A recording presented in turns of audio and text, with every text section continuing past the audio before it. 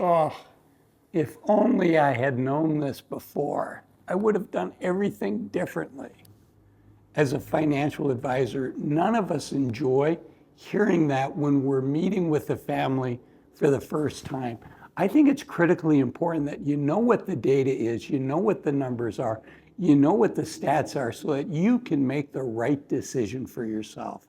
So in today's video, I'm going to share some of the most important data, some of the most important statistics, because when I share this with people, they often say, I'm really glad I know this now.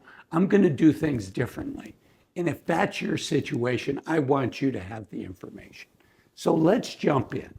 The first thing is most of us are not going to be healthy for as long as we think we're going to be.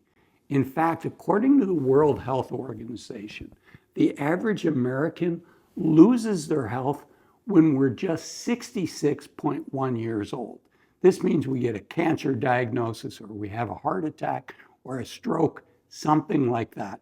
That's just 13 months after when the average American retires at 65 years old.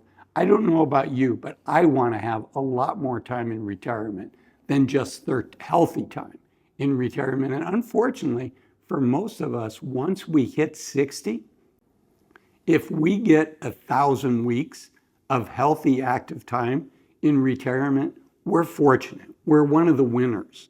That's not a lot of time. So that's data point number one. We don't have as much time as we think.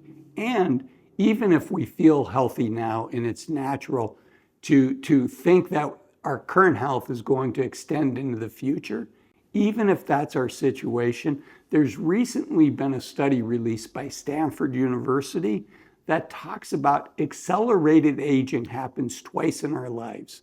Once in our mid-40s, but the other time in our early 60s. And as somebody that just turned 60 myself, I can tell you, I'm feeling this for myself.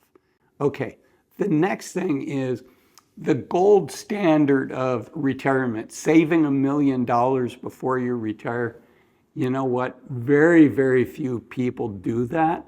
And if that's what we're holding out for, we're likely going to steal a lot of years from ourselves unnecessarily. Let's look at this op-ed in the let's look at this article in the Ascent, which is a group of the Motley Fool. How many people really save $1 million for retirement? And you can see here $0 to $10,000 in retirement accounts. Almost 60% of Americans fall into that category, having saved $10,000 or less in a retirement account. Below 100,000, 99,900, it's another 20%. Below 500,000 is another 15%. And let's just cut to the chase. How many Americans have $1 million or more in a retirement account? It's less than the 3.2%, those two categories at the end. So very few of us. Now, it's a fair critique to say, hey, Azul, people save money outside of their retirement accounts. That's true. So let's look at data from the Federal Reserve, the survey of consumer finance, that shows what the total net worth is. And net worth would include the value of our house. And this is household net worth. So if you have a significant other in your life and you're living under the same household, the survey of consumer finance, the Federal Reserve would consider the savings and the net worth of both of you. So the difference between savings and net worth is net worth would include the value of all the assets that you own, less the debt. So for most of us, this includes the home equity that many of us have been fortunate to have over the years. So let's look at what this is. For people less than 35, the median net worth, half have more, half have less, is a little less than $40,000. For 35 to 44-year-olds, it's a little more than $135,000. For 45 to 54-year-olds, so now we're coming up into the age where people are thinking about retiring, the median household net worth is a little under $250,000. 55 to 64, so this is when people are starting to retire, It's just a little under $365,000. 65 to 74. Now the bulk of these people are retired or soon to be retired. It's a little under 410,000, so you can see that number increases a little bit past 65. And then 75 plus, that number starts coming back down to about $250,000. So if you're holding out to save $1 million before you retire, you're likely robbing yourself of years that you could have enjoyed the youth of your senior years, those 1,000 weeks when we still are healthy and active, if we're lucky. Most of us aren't going to get that full 1,000 weeks.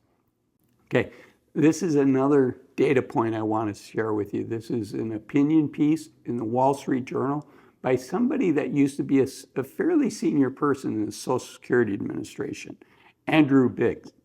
And Andrew wrote, "You don't need to be a millionaire to retire."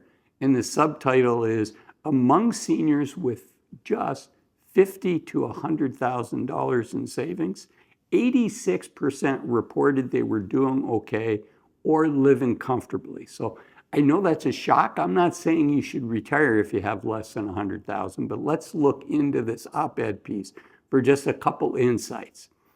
How much does a retiree need to feel financially secure? In a Fed survey, the median 65 to 74-year-old who reported doing okay or living comfortably had between $50,000 and $99,999 in savings.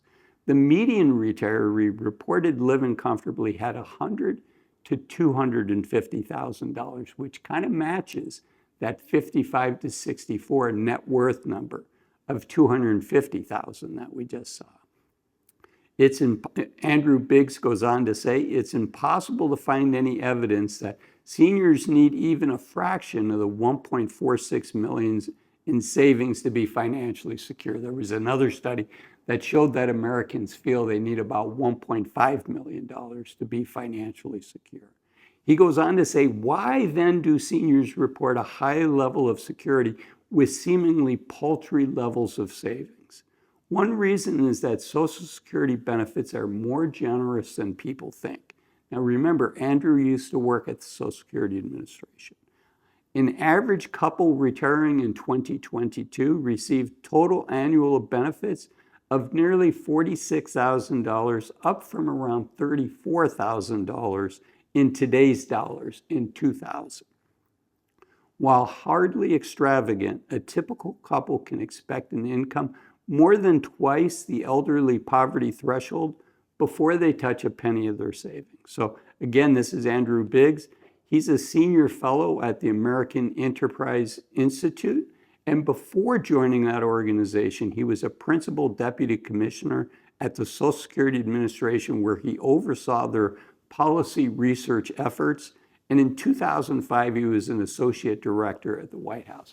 Okay, now, how much we save is critically important.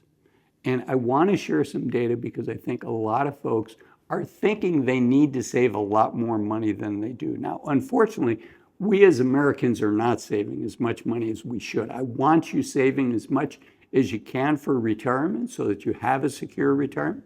But I want to share with you the facts, right? This video is about statistics about retirement to help you make the right decision for you. This is not financial advice. I don't know your situation. But let's look at a report by BlackRock, which is the world's largest asset manager. The report's called "To Spend or Not to Spend." And they surveyed both their wealthy clients as well as their less wealthy clients. So you can see here the orange is the lowest wealth, the yellow is the median wealth, and then the pink is the highest wealth. And what I want you to show you, this shows what percent of the dollars that somebody retired with do they still have 17 to 18 years after retiring. So let's look at this column called 80 to 100. That means they still have 80 to 100% of the dollars they retired with 18 years later. In other words, they didn't spend much money. And you can see what the numbers are there. It's about 10% of the people still have that? And how many people have 100% or more, which is that next column to the right? And you can see there, that's, almost 40%, whether they're the lowest wealth, the median wealth, or the highest wealth. So between those two columns, almost half of all people still have over 80% of the money they retired with 17 or 18 years later. And this comes as a surprise, but I want to share another article. It's a technical article, but it's by one of the thought leaders in the financial advising industry, a guy by the name of Michael Kitces. And he reports why most retirees never spend their retirement assets.